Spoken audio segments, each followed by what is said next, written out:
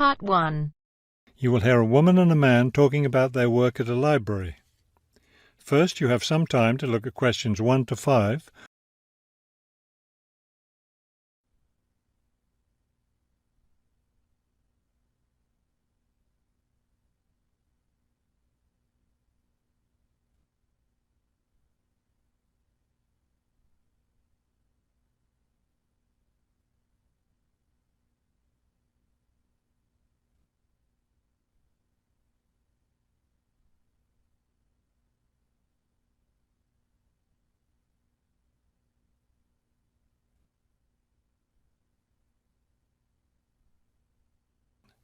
Now we shall begin.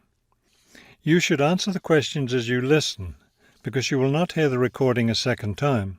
Listen carefully and answer questions 1 to 5. Hello, I'm Mrs. Phillips, the head librarian. You're the new library assistant, aren't you? Yes, I'm Robert Haskell, but please call me Bob. All right, Bob. Let me take a few minutes to explain how the library works and what your duties will be. First, the library opens at 8:30 in the morning, so naturally we expect you to be here and ready to work by then. Of course. And you can go home at 4:30 when the library closes. Now, let me explain where everything's kept. It looks like here on the ground floor is where the reference books are. Yes, that's right.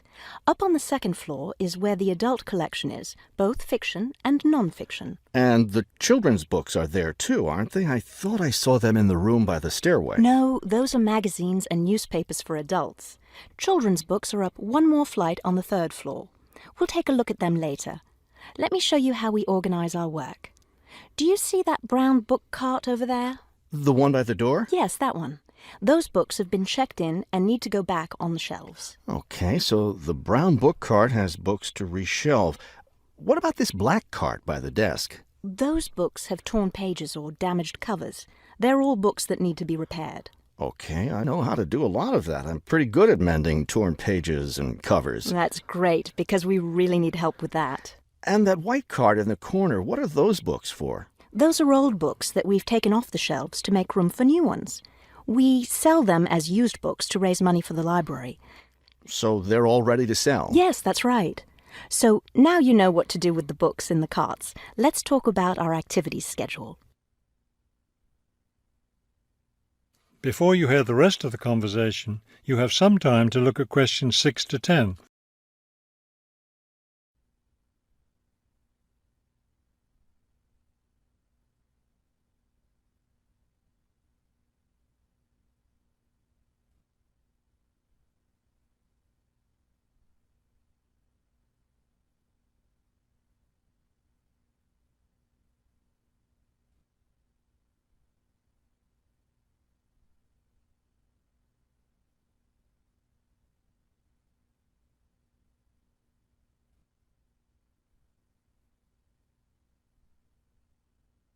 Now listen and answer questions 6 to 10. I understand this library has a number of interesting activities every week. Yes, our activities are quite popular. The most popular one is story time for the children. Do a lot of children show up for that? Yes, a good many. It takes place in the children's room on Thursday mornings at 11. Isn't there a family movie night too? Yes, but it's not at night anymore. We used to have family movies on Fridays when the library is open until 9, but now we have a different activity at that time, so we had to switch family movies to the weekend, Saturday afternoon. How much do you charge for the movies? They're all free. The movie always starts at 2:30 in the reference room, but you don't have to worry about that since you don't work on weekends. And what takes place on Friday evenings? We've just started a weekly lecture series. We have a different speaker every week, and the lectures cover all different kinds of topics. That sounds like something I'd be interested in attending. Good, because we'll need your help with that. You'll be working Friday evenings, and one of your duties will be to set up the meeting room on the first floor for the lecture. What time will you need that done? Let's say by 6:15. The lecture starts at 6:30, and the room needs to be ready well ahead of time. A lot of people arrive early. Maybe I should have the room ready by 6? That wouldn't be a bad idea. Okay, why don't I take you upstairs and show you the rest of the collection? That is the end of part 1. You now have half a minute to check your answers.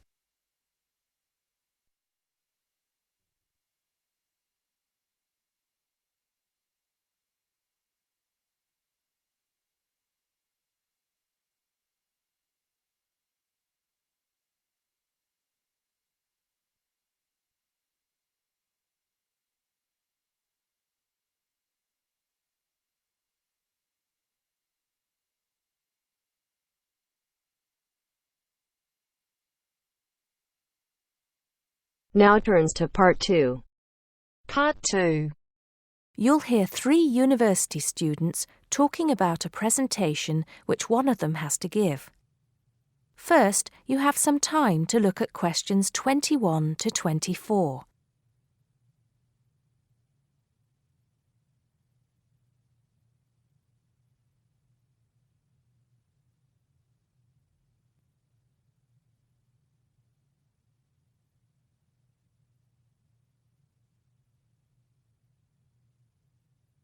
First, look at questions 11 to 14.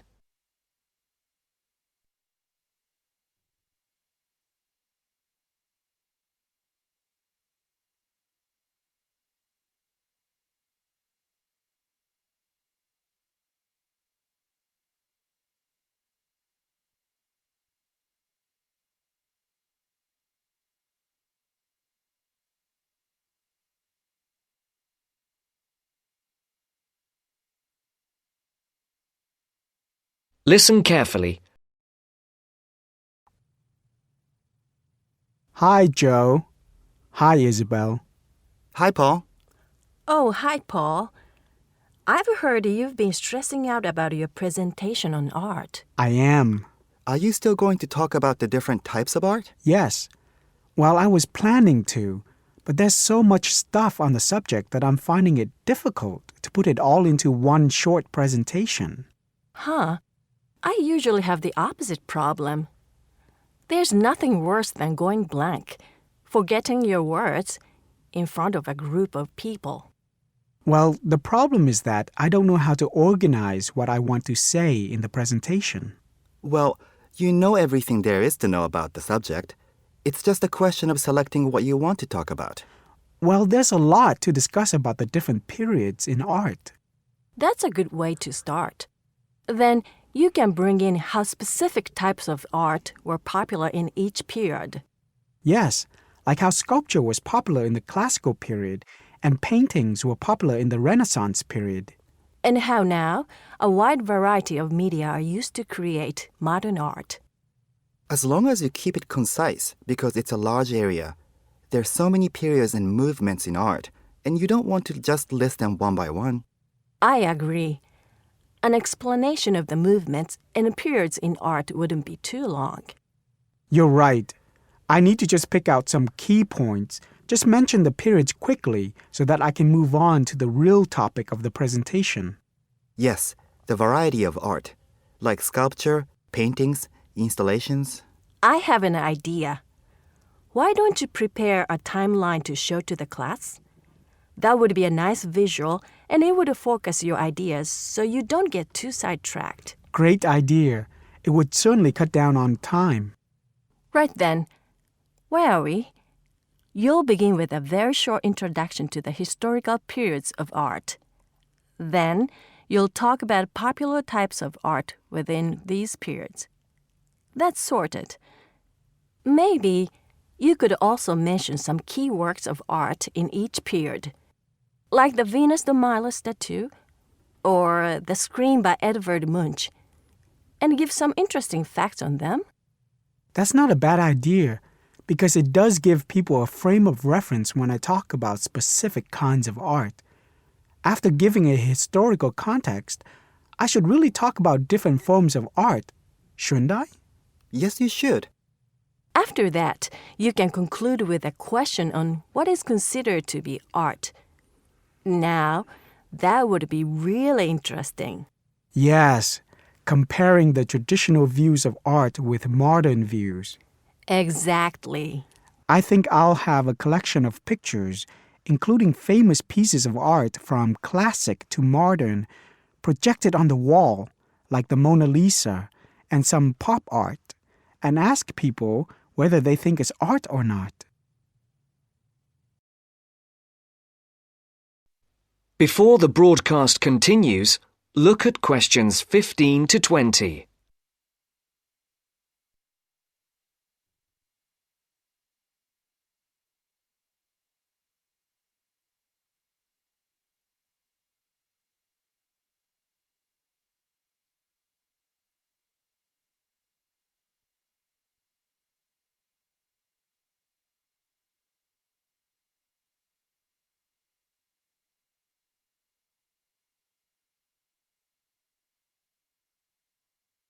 You will now listen to the second part of the talk.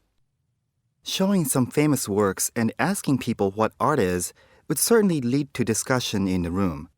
People's appreciation of art is so subjective, and it comes down to taste. That's what I'm hoping for, some disagreement to liven up the presentation. And you could stick in some really controversial ones like graffiti and modern art installations in between pieces of art that are universally accepted, like the work of the Renaissance painters. Sounds good to me. I have to say, I really don't understand some modern art myself. There was one recently that was just a pile of rubbish. It doesn't require much skill to create, does it? And what does it mean? There's no point to it. Actually, Joe, I like some modern art. It makes you look at the world in a different way. Artists now have the freedom to express themselves completely.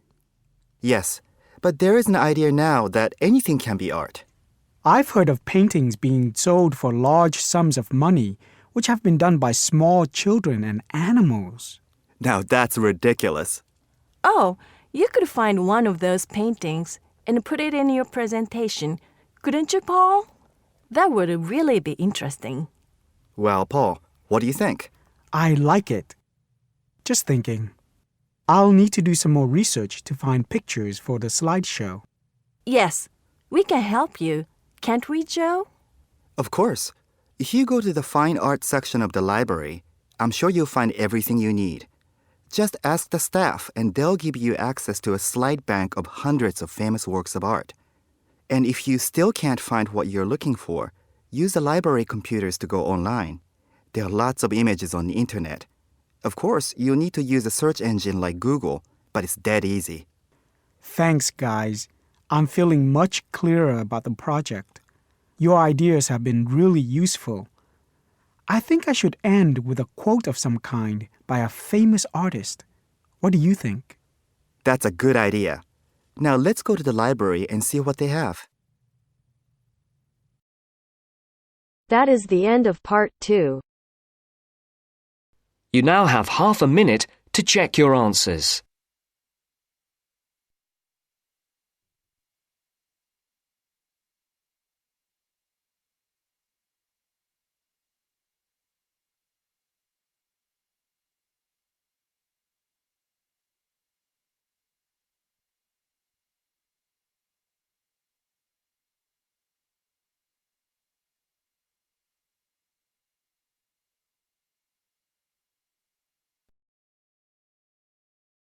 Now turns to part 3.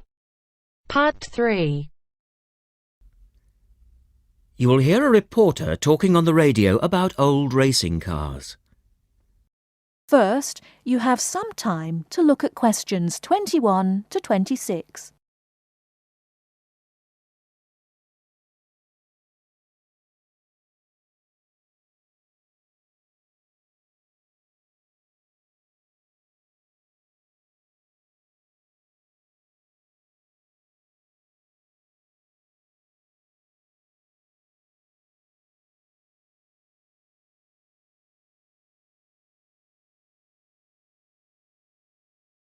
Now listen carefully and answer questions 21 to 26.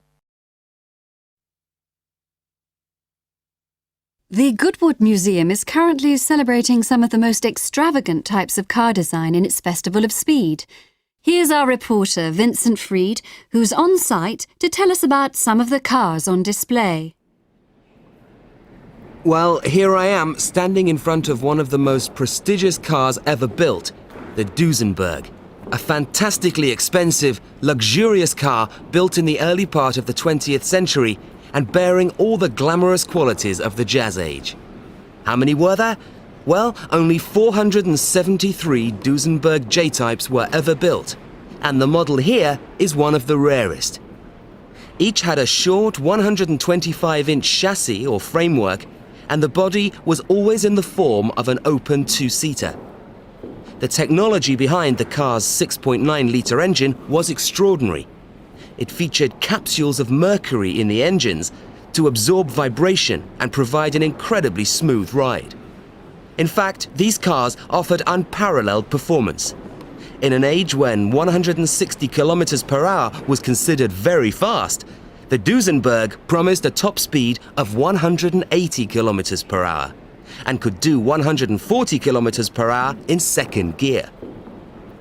Duesenberg, who designed the car, sold it as a frame and engine. This was typical of the age again, and many prestige manufacturers such as Rolls-Royce did exactly the same. Owners able to afford the hefty $9,000 price tag for the basic car would then commission a coachwork company to build a body tailored to their own individual requirements.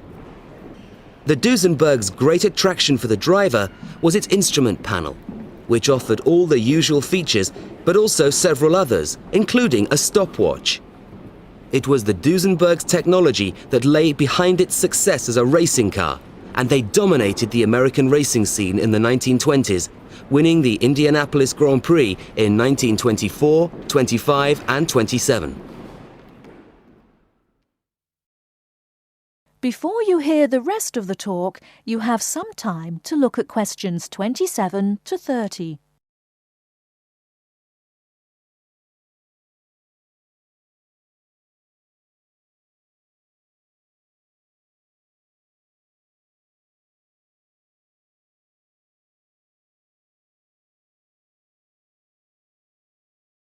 Now listen and answer questions 27 to 30.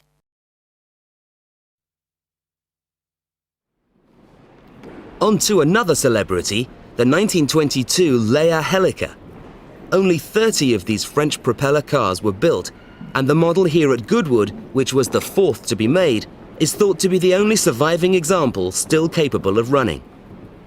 The brains behind this car was Marcel Leia, who was an aviation pioneer first and foremost, and the influence of flying is quite apparent in the car. The Leia very strongly resembles a light aircraft with its front propeller, but in this case, it's minus any wings, of course. It's quite odd to think that this car was whirring through France just as the Duesenberg was blasting down roads at 160 kilometers per hour across the Atlantic. The Leias were used regularly in France in the 1920s and were even produced in saloon and van form, as well as two-seater. The Leia matched its propeller drive with its equally bizarre steering, which used the rear rather than the front wheels. But despite looking rather frail, it was a tough machine. In fact, when troops tried to steal it during the Second World War, the car's baffling design was clearly beyond the would-be thieves, and it ended up being driven into a tree, breaking the propeller. And now for the Firebird. This extraordinary car was first... That is the end of part 3. You now have half a minute to check your answers.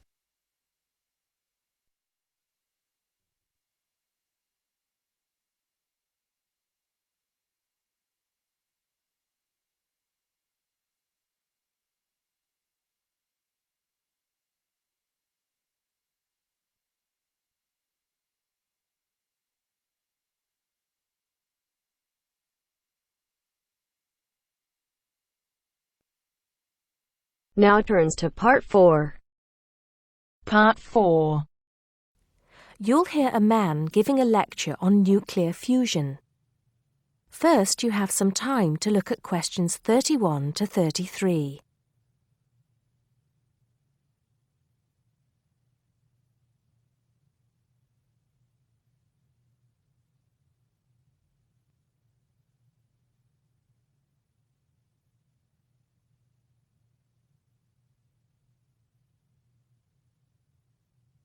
Now listen carefully and answer questions 31 to 33.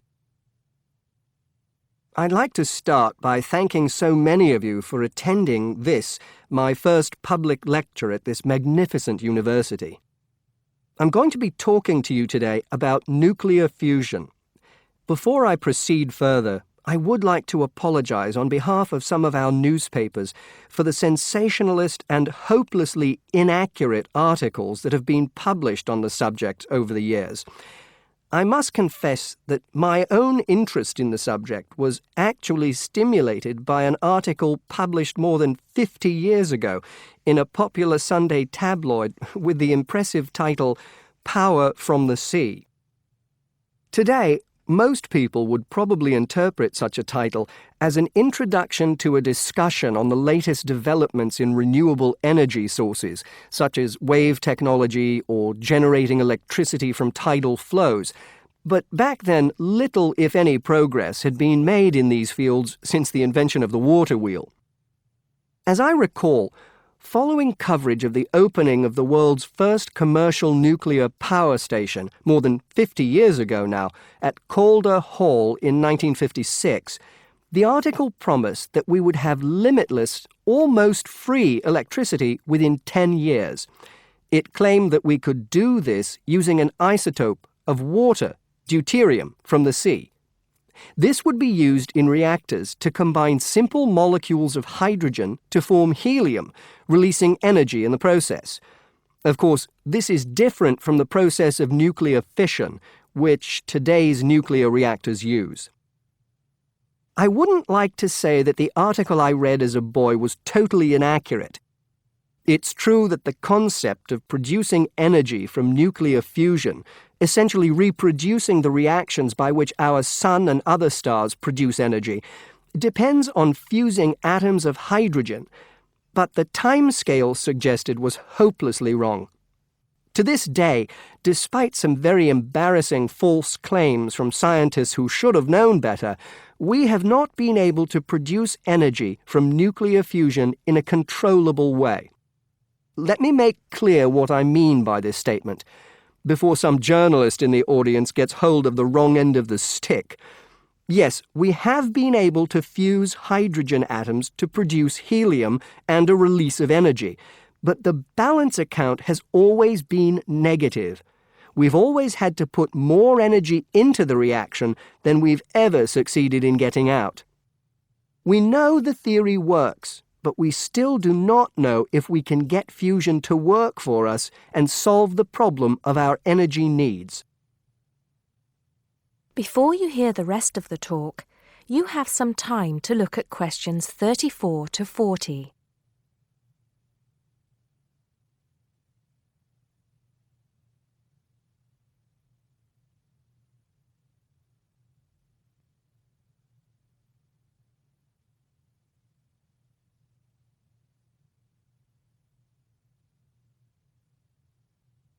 Now listen and answer questions 34 to 40.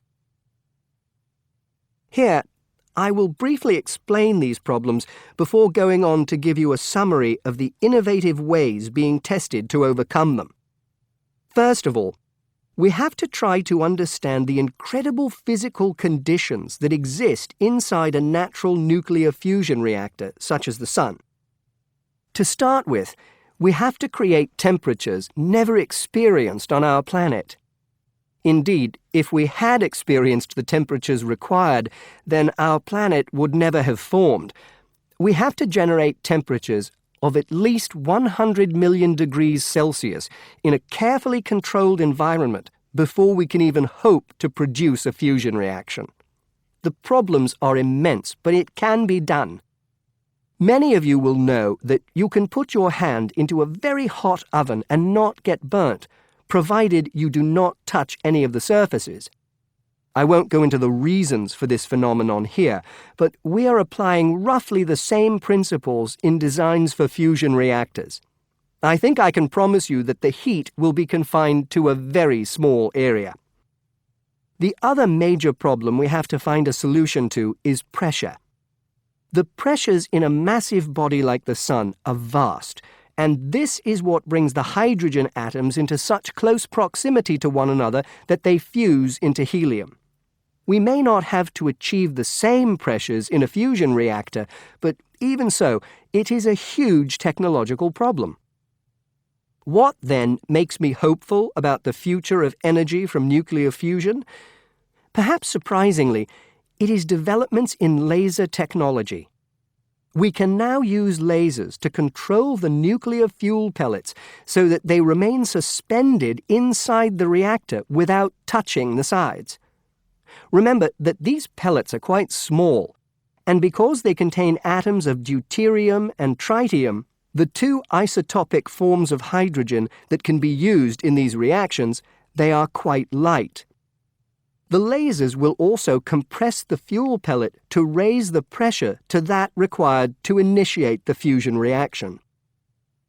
Another, far more powerful laser will be used to heat the fuel pellet to the temperature required. This laser, if you like, will act as the trigger to start the reaction. Once started, it is hoped that the reaction will produce enough energy to maintain itself, and also that it will produce a surplus in the form of heat that can be used to produce the steam needed to drive turbines in order to generate the electricity the world needs. To give you some idea of how much energy we can produce, it has been calculated that just 1 kilogram of fusion fuel is capable of producing the same amount of energy as 10,000 tons of fossil fuel. I think you would agree that such an objective is worth working towards. I believe, and I am not alone in this, that nuclear fusion could supply the world's energy needs for centuries to come. That is the end of part 4. You now have half a minute to check your answers.